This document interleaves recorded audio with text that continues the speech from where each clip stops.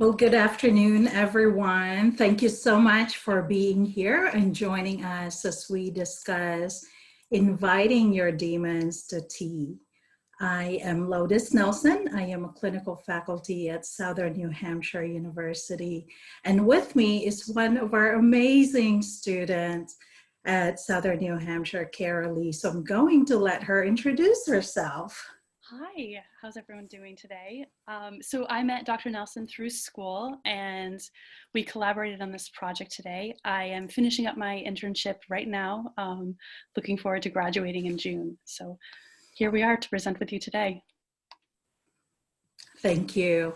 Again, welcome to our conversation on counter-programming our personal, our professional, our cultural, and even our community approaches to addiction.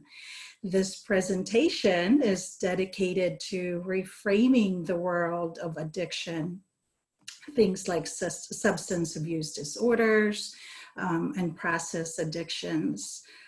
Addressing the controversy which arises over naming the addiction a disease and finding strategies to assist those struggling when they find themselves entrenched in internal and external stigma and unable to control their narrative.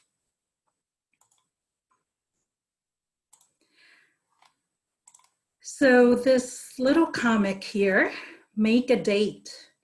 When I'm feeling sad or mad, I like to make an appointment, texting, hey, are you free later? To sit down and have tea with all of my demons.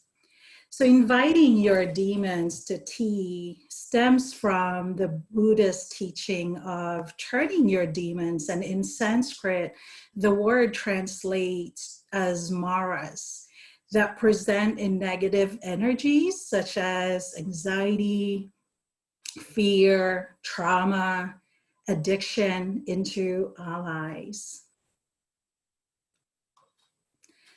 And before we go too far, let me tell you about the story of the Buddha meeting the demon god. And it goes to something like this. The night before Buddha's enlightenment, he awoke with a friendly and open heart, only to be attacked by the demon god Mara, who possessed all the greed, the terror, grief, anger, and doubt. And to Mara's horror, Buddha won and continued on to be one of the most respected beings. As Mara grew in his jealousy and rage, he started following wherever Buddha journeyed. And instead of ignoring Mara, the Buddha began to say, I see you, Mara, every time Mara lurked. As the days carried on, the Buddha would continue to acknowledge Mara and started inviting Mara to tea to be served as one of his most honored guests. Mara would visit for some time and eventually leave as Buddha remained as confident and free and calm and collected being.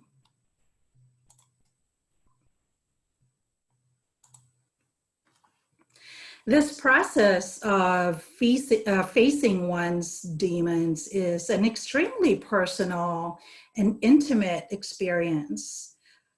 But what happens when those demons are not just haunting the individual? What happens when the addict comes face to face with their demon, or the family member asks the demon home for dinner?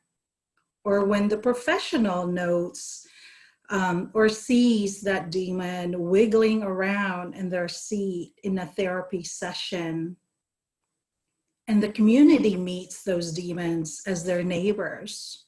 How do we engage with those demons on a community level? So today, let's examine the connotations this conversation has for us. Why is this relevant? What are these demons? Why to T? It's a tad more challenging in a virtual presentation format like this to ask the group to raise their hand if you've ever engaged with a client, a student, a colleague, or loved one who has been engulfed by addiction. And if I did ask you that right now, I bet I will see a lot of hands being raised. There is also this undeniable political, social, cultural, economic, and medical cost to addiction, right? And needless to say, the demon fighting has been not yielded the expected results. So it is time to approach this issue from an unexpected, counterintuitive stance.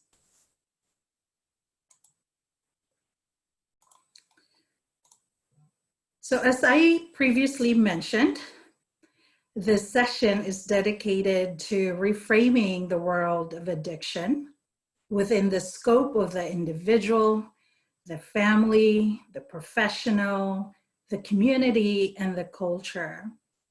As we reframe the world of addiction beyond the individual struggling, finding themselves entrenched in internal and external stigma, unable to control the narrative, we find addiction is not a struggle battle between the individual and that demon.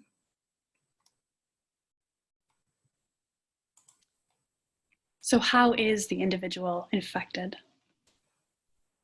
The individual is often who we most associate with addiction. They are the ones who are struggling, the ones who have been possessed by all the greed, the terror, the grief, the anger, the doubt. This process of facing demons is an extremely personal and intimate experience. But what happens when those demons are not just haunting the individual? As families are torn apart, children placed in foster care systems, medical professionals becoming ethically bound to admit to hospitals because there's been one more relapse, 3 more pounds lost, or been found on the brink of death. When systems appear strapped, it's hard to have an open heart and a friendly attitude about addiction demons. How is the family affected? What happens when the family member asks that demon home for dinner? Too frequently, families are experiencing physical, spiritual, financial, and emotional drain. Families are burying their loved ones. Children are being removed from their parents. Parents are staying up all night waiting for their son to come home. Couples are watching their savings account drained from scratch tickets and poker games. Fathers are trying to convince their daughters to take one more bite of food. And wives are begging their husbands to divert their eyes from the images on the computer screen. In Beth Macy's 2018 book, Dope Sick: Dealers, Doctors, and the Drug Company That Addicted America, she explores the financial cost of addiction for the families. She chronicles the stories of countless families who have had to pay out of pocket for treatment centers as their grandchildren, sons, daughters, wives, and husbands enter and re-enter programs. She notes that in my state of Massachusetts, there's a medical expansion program which has increased the number of treatment facilities accepting Medicare and Medicaid, alleviating the direct financial strain on the family, but that these programs are rare throughout the country. Beth Macy also notes that families often struggle with finding sound medical advice or support groups. Surprisingly enough, when you search the internet for what should parents do if their child is struggling with addiction, you get an article from Psychology Today titled 7 Tips for Parents. List 4 is remembering to love your child, and number 7th on the list is loving yourself.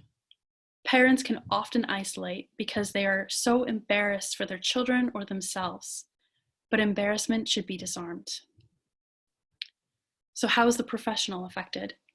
We've looked at what happens with the individual and the family, but what happens when the professional notes that demon wiggling in their chair, or the nurse witnessed the demon distorting the numbers on the scale? Counselors, medication providers, teachers, first responders, hospital staff, treatment aid workers are all being directly impacted by addiction, leaving them experiencing vicarious trauma, feelings of guilt and inadequacy, shock and shame perhaps over not recognizing dual diagnoses or cross addictions, a lack of support from colleagues and or supervisors concerned about actually enabling the addiction, feeling unprepared, recognizing you've been deceived. I once worked with a girl in a substance abuse therapy who had successfully lied to her counselor for 3 years about her alcohol consumption. Professionals can easily become jaded, burnt out, or triggered from their clients who have shared personal experiences and trauma histories. But as professionals, we cannot be disengaged, and we cannot fight the demons to win. So what happens when the addicts invites their maras to engage with their loved ones and neighbors, and the community meets those demons as their neighbors?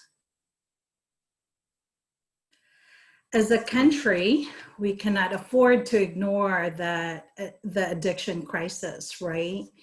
The economic and social impact are astronomical. 1 in 6 individuals prior to COVID-19 were unemployed due to substance use. And 10% of children in the US live with a parent who is abusing alcohol. 85% of the prison population are incarcerated with substance use addiction. And $740 billion are spent on addiction costs. This number accounts for medical costs, foster care placements, legal costs, incarceration, medically assisted treatments, and treatment programmings. 3 years ago, approximately 5.1 million children under the age of 18 were diagnosed with a substance abuse or use disorder. And those numbers have continued to rise. Unfortunately, the information alone does not change behavior. Actions do, and we are being called to action. As we explore the role of cultural beliefs and biases about individuals who are affected by addiction, we see that some that they have a lack, or some of those that are battling the demons of addictions are often considered morally weak, that they have a lack of willpower, that they are over-exaggerating their addiction for drama, that they are attention-seeking, they are selfish, they are just bad eggs, or some may even say they're black sheep, they're the black sheep, or are going through a rebellious stage. And I am certain that there's a lot more of other beliefs or stereotypes that you can add to this list. You see, addiction is often a misconstrued disorder.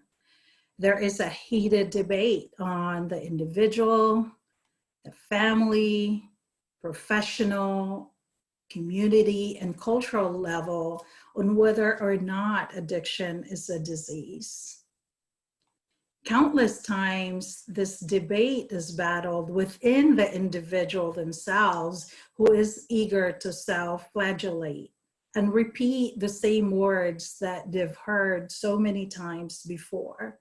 Words like worthless, guilty, shameful, weak-willed, pathetic, scum, stupid, a loser, or the problem.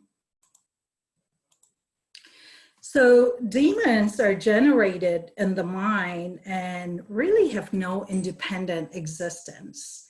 Those demons are those words spoken internally and externally. Fighting our demons is not an unknown concept in our American lexicon. as we often speak of addicts battling their demons. What we must understand about these demons is that we engage with them as if they are real.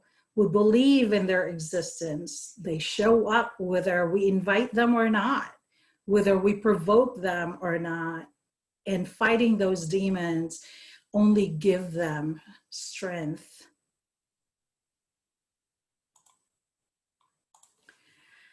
As we start to explore the addictions that are wreaking havoc, it should be noted that there is a marked difference between dependence and addiction. Addiction is the continuation of a drug, behavior, or action despite harmful consequences. And due to that addiction, there is a failure to potentially meet work, social or family obligations, and sometimes, depending on the substance itself or the behavior, tolerance and withdrawal. Dependence, on the other hand, denotes a physical dependence in the body as if it adapts and adjusts to a substance. Occasionally, this can require more of that drug or substance in order to achieve the same effect. And although this may look like addiction, there is not the same negative consequences associated with dependence, such as a loss of work, social and familial connections. Oftentimes, we think of addiction, when we think of addictions, there is an immediate connection made to drugs and alcohol. This is not unexpected, especially when we are looking at the sheer numbers of substance abuse versus other process disorders. This diagram we pulled from SAMHSA's 2019's report on prevalence of substance and alcohol abuse. So we're just going to leave that just for a moment so you can take a peek at it. You don't need me to go over that.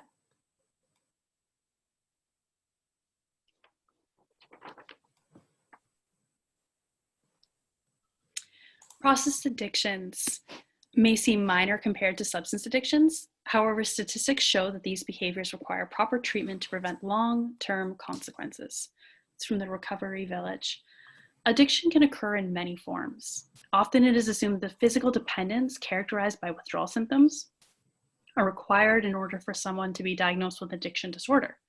But the fact is that behavior addiction can occur with all the negative consequences in a person's life, and only some of the physical issues faced by people who compulsively engage in drug and alcohol abuse.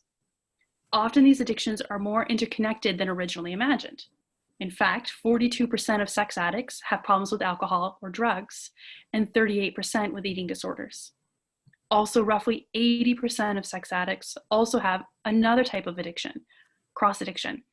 Other influences include co-occurring mental health disorders. Often people who gamble compulsively have substance use disorders, depression and anxiety, and are most frequently associated with bipolar disorder, OCD, and ADHD.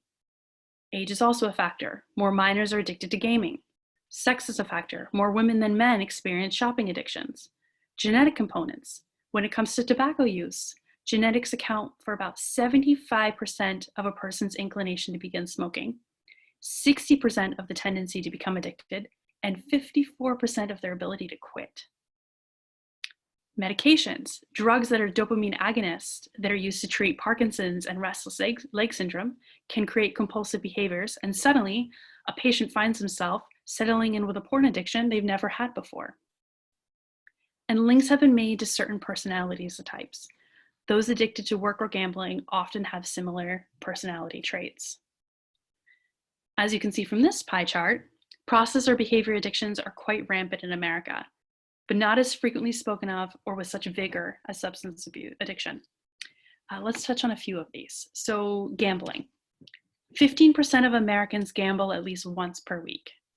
Approximately 2 to 3% of those Americans meet the criteria for problem with gambling. That's about 6 million adults and about 500,000 teens. Gambling can stimulate the brain's reward system, much like drugs or alcohol can, and leading to the addiction.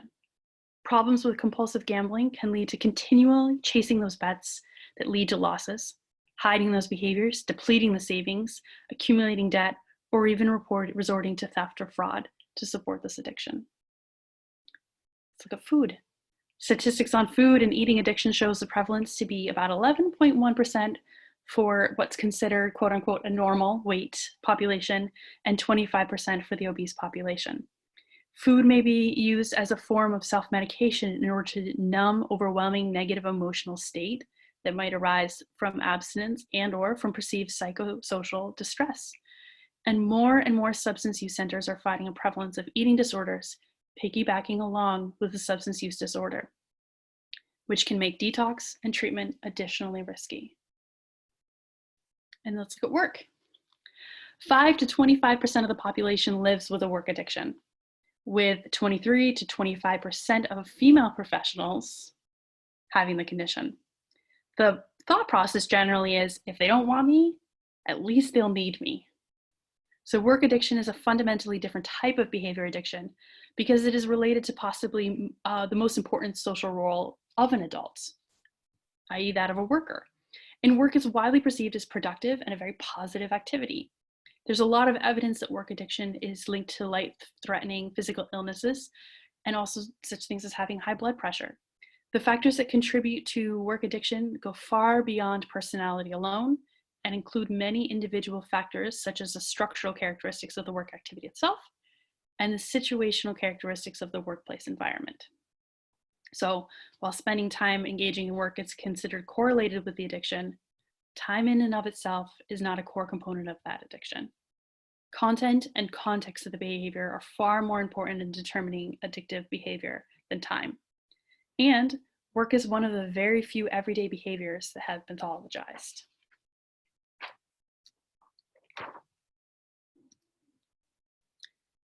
So what does the research say? The capacity of love cannot be built in isolation. This is a quote from Bruce Perry. He's the author of The Boy Who Was Raised as a Dog and Other Stories from a Child Psychiatrist's Notebook.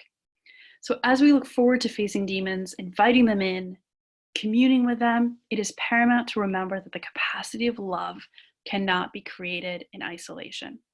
It must be a family response, a professional response, a community response, and a cultural response. The research shows show and give love. Johann Hari, the author of Chasing the Scream and TED Talk extraordinaire, states that we look at addicts and think, I wish someone would stop you. And we threaten with interventions by saying, if you don't stop, I'm going to cut you off. And he states that instead of centuries of war songs we have been singing, we should have been singing love songs and remembering to say, I love you. This little poem, this being human is a guest house. Every morning, a new arrival. A joy, a depression, a meanness. Some momentary awareness comes as an unexpected visitor. Welcome and entertain them all. The dark thought, the shame, the malice, meet them at the door laughing and invite them in. Be grateful for whoever comes because each has been sent as a guide from beyond. This little poem demonstrates the promised power of facing and welcoming and embracing the internal and external demons. So again, from Johann Hari, the opposite of addiction is not sobriety. It is connection. So I want to say that again. The opposite of addiction is not sobriety. It is connection. It's a sense of community and bonding and relationships.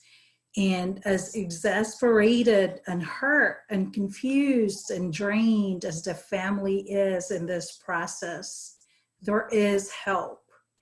The instinctive approach is to separate oneself from that demon. Rather, it needs to be communicated with and disempowered. So we will provide you different links at the end of this presentation and other resources as well. The need is to not embark on this journey alone. Author Lydia Denworth published a book called Friendship just in January of this year, which speaks towards the necessity of social bonding and how having a good friend can be just as important as diet and exercise.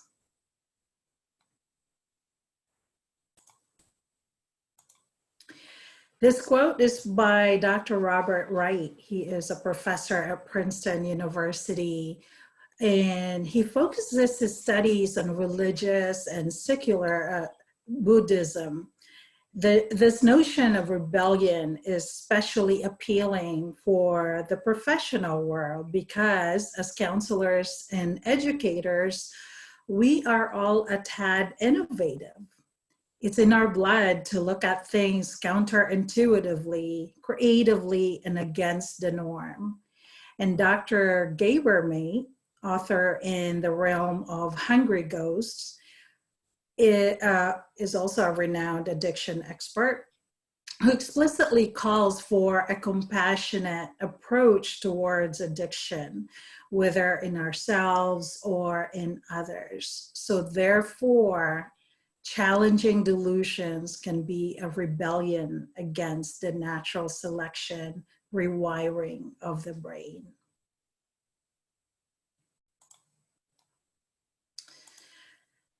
Another slide. No society can understand itself without looking at its own shadow side. Punish addicts because we thought that would fix the problem, right? And that's according to Bruce Alexander Park. So we should be connecting to a belief system that promotes good thoughts, words, saying, senses, feelings, and behaviors, free of stereotypes, and an approach that requires an integrated process that is healing traditions alongside conventional medicine. Dr. Parks studies addiction and the power of culture and states that our behavior needs to rise to the expectations of our beliefs. Our brain, after all, is connected to our immune system. And therefore, by changing and refocusing our thought patterns, we can live a more meaningful, healthier life. Dr. Parks also suggests that spirituality, ritual, words, and dreams hold healing powers for our cultural practices, and that speech is a source of power and wisdom and to provide and produce outcome. She shares that if words are spoken with anger and resentment, we experience that outcome. However, love and kindness motivated words, we experience those outcomes too. So Dr. Parks is a big proponent of sharing stories and oral histories. Respect culture to integrate healing, employ traditions as tools to help people recover emotional and spiritual balance, and also multifaceted medication approach. So why to tea? Again, the idea of tea, it's peaceful, it's social, it has a healthy component to it. It is at the same time an individual experience and a social engagement. In the United States, we may not have the same cultural response to Buddha and tea, but that leads the question to what would be the equivalent in the United States. We are social creatures by culture, evidenced by how difficult quarantine has been for many individuals. Currently, we have virtual meetups, online sites connecting strangers, the family dinners being projected across the country through platforms like Zoom. Prior to this unprecedented time, however, What do we use a social gathering that would be equivalent to tea? What is this, sporting events? Do you even remember what those are? There's also the culture component of some regions of the country celebrating differently. For example, sweet tea does not hold the same power in Maine as it does in Georgia.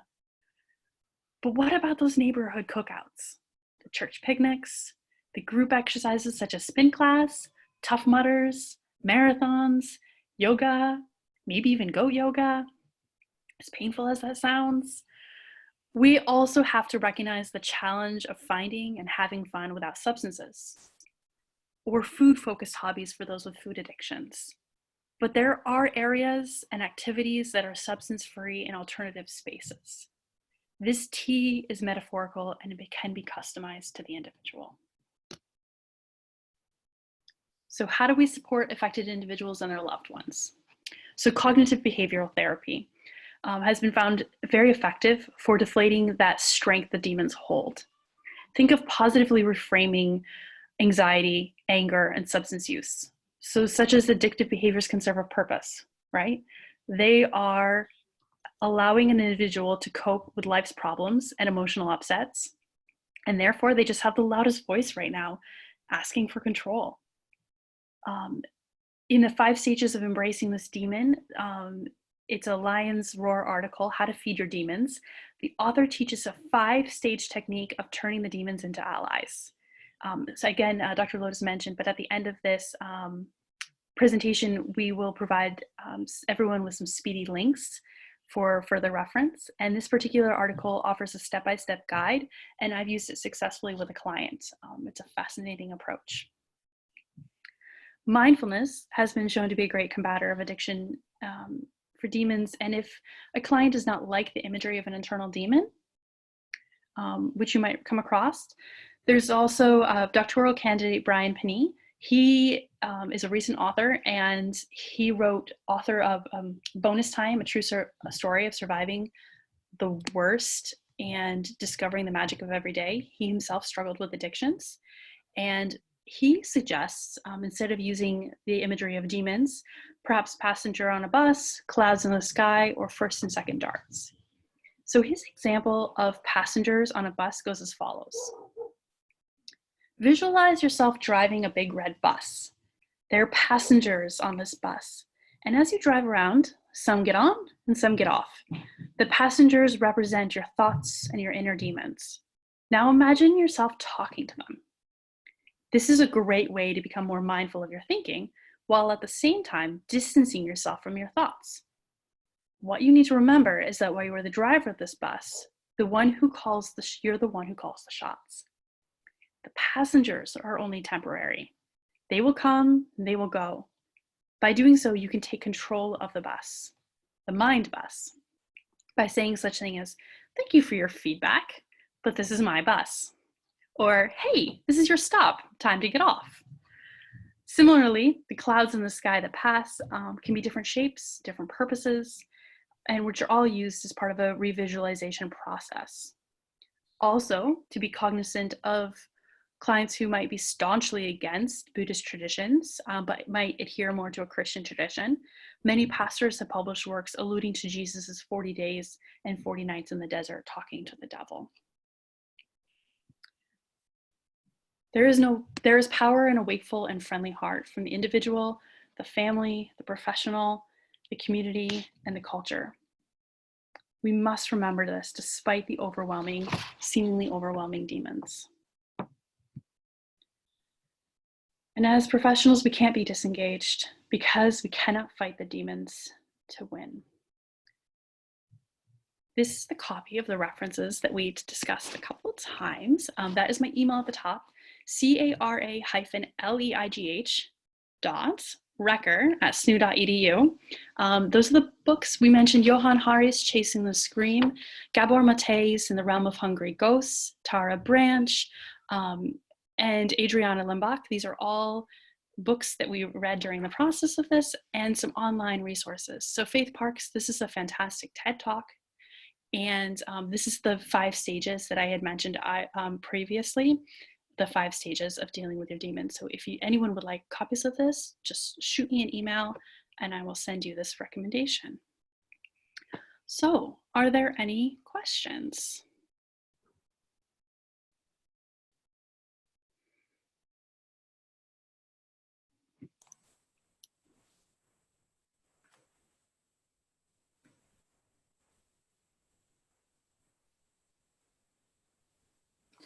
We'd love to hear from the group. I know there were some comments in the discussion in the chat area as well. We'd love to open those discussions to the group. I think we all hold different ideas and thoughts regarding the different concepts that's being presented here.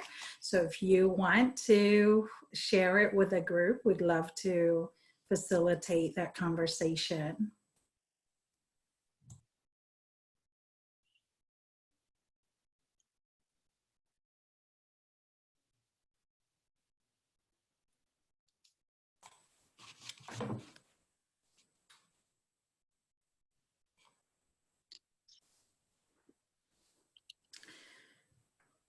So here is a question. How do we suggest approaching guilt versus shame with addicted clients, and particularly in the working with incarcerated women?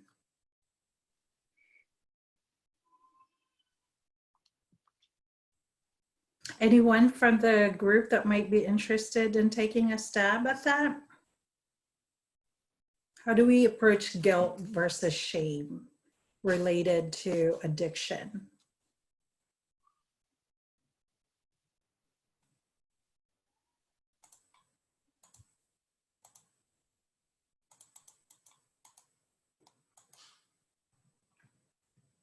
Wow, this is a quiet group. Cara-Leigh, do you have any thoughts you want to share? Maybe talk from your experience at your internship site. Sure. So my internship site currently, I'm running groups. Well, we've switched over to telehealth groups, but working with adults who struggle with co-occurring disorders, dual diagnoses, in an individual and group setting. These are fantastic questions, by the way, in terms of how do you translate it. There's questions about male versus female, guilt and shame, and if those different feelings, self-compassion, the destruction of shame. Excellent work, everyone, your conversations. So this is a great launching pad for people of what is the difference between guilt and shame, and what impact does that have on the individual, and depending on how the individual defines it for themselves. I've noticed a lot in my work, people saying, oh, I feel very guilty about this, or I feel a lot of shame about this, and not really having a distinction themselves on what that means. And so I would put that back out to the individual. What is it you're feeling? What is the root of this issue? And identifying that as, is that their personal demon? Is that what they're struggling with right now? Is that feeling? Excellent point. And I do want to comment on, from a multicultural perspective as well. This experience of addiction is very different from one person to another, not just from a gender or ethnicity, but cultural practices, traditions, things like that, that it's really important to investigate those with your client. And really, as a clinician, I come from that space of, it's not really for me to answer those questions, but rather I want to engage in the conversation with my client to better understand where they are in that whole process. Someone made a comment here that, the feeling of guilt or shame can feel very different, or can mean very different from one individual to another. And that's exactly the very essence in the need to investigate what that is for each individual, so we can address their needs individually, and that's tailored to their own practices and beliefs. I also want to point out, Jessica Perez says, does usually trauma hide behind alcoholism? So if you would like to explore that further, I highly recommend Gabor Mate's book on trauma. He explores early childhood trauma and how that directly impacts substance use. It's a fantastic read. He also has a TED Talk if you prefer to hear it, an interview version of that as well. It's very good. You're very welcome.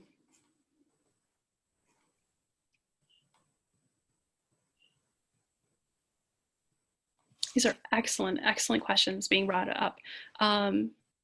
Siren, I don't know if that's how you say that properly. Guilt is a social emotion that tells you that you have done something against your own morals and values. Can be used to help create socially positive behavior in turn and corrective action. Guilt means I have done something wrong that I do not approve of. Shame is internalized and means that I am bad inherently and can be very toxic. That's very beautifully explained. So as I was doing research, obviously, I actually came across, so a part of my experience is working with the eating disorder population. And I came across this concept in inviting your demons to tea that's actually being integrated in one of the centers in South Florida. I'm located in Florida. And so they have a kind of a program, I guess, and they teach this concept.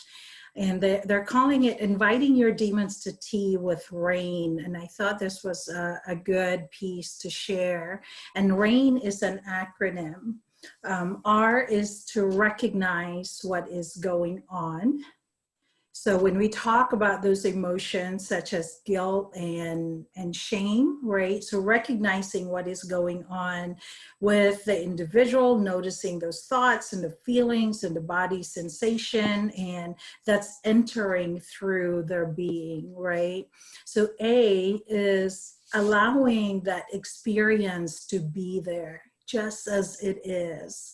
So allowing those thoughts to come in, to allow the individual to begin to scan their body and really feel those sensations that are connected to those emotions that's happening for that individual. And I is investigate with kindness, allowing to stay the individual to stay in that unpleasant moment, to begin to investigate. So in other words, being present. And the last one, N, is non-identification of the experience. So becoming aware of these automatic, perhaps maladaptive thinking, negative thoughts, and just allowing them to be what it is, right? Not defining it, not labeling what it is, but allowing it to be. So I thought that was kind of a really neat prescription that they're sharing at their center.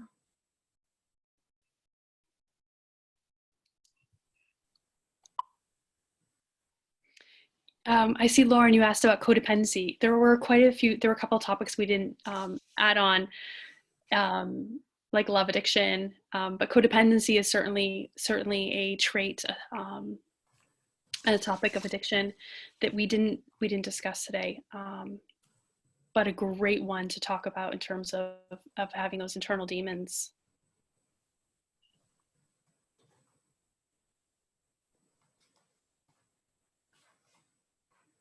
Any other thoughts or questions?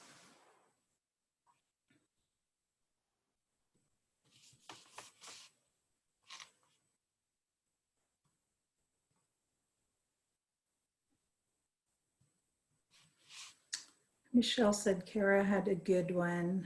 Okay, I got your question wrong. I thought you said now. How can we encourage our client to face and embrace the demons instead of numbing and covering them up, like is very often done with addiction and one of the biggest demons? Absolutely. So this is where you can do those multiple approaches. If your client responds better to CBT or the RAIN approach, as Dr. Nelson mentioned, through meditation, through the 5 steps. If you look at the 5-step link let me go back one slide here for you. This link, that is the How to Feed Your Demons. That is a step-by-step guide. If your client feels comfortable doing that, what happens in that process is they sit across from their demon. They conjure up what that demon looks like in their minds, and then they talk to it. They recreate it. They go through that session with you as their therapist, and they reformat and allow it as they imagine what it is in front of them. They think of what color it is, what shape, what smell, what senses, and they really give a face to that demon. And if it's their addiction, what does it look like? And what are those traits that can be actually used for good? What are the strengths there? And you allow the client to really come from a very strength-based perception, or a very strength-based approach. And then they switch seats with the demon. And then they allow the demon to talk to them in that process. So if that's something your client would be willing to do, that's a fantastic approach. I see Michelle also mentioned art therapy. That's something I do with my own clients currently. I do a lot of art therapy. Fantastic way of having you draw that demon, what it looks like, and then going through stages even of what does it look like now, as it becomes a more friendly and friendlier ally. Does that answer your question? I'm sorry, Kyra.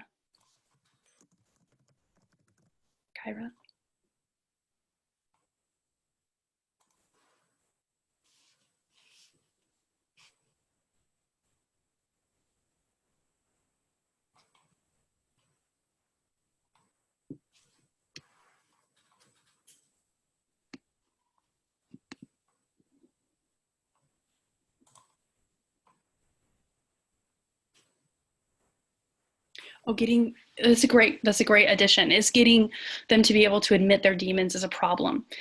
So the idea of a demon can often be maybe frightening for some people to acknowledge what their demons actually are. So they could reframe it. And there you might be able to use the passenger on the bus or the clouds or another analogy if the idea of the demon itself is too much for someone to acknowledge. Or they can name it whatever they want, and they can really personalize that for themselves.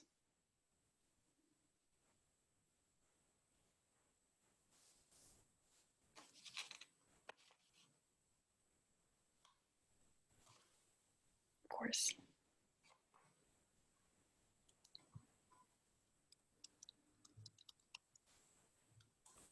Right. I can share my email again if anyone would like it, in case it got lost in the slew of conversations. So no one has to scroll up, and I can certainly send everyone those links, the resources.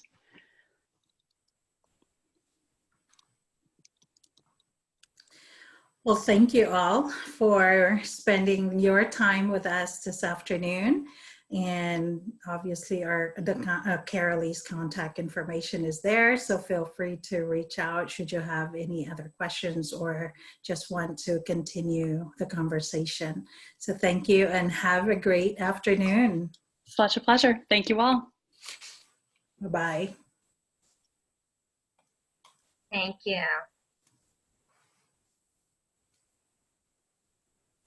Jennifer, do you need anything from us? I do not. Awesome. Yeah. Angela, you can stop recording this one now, please.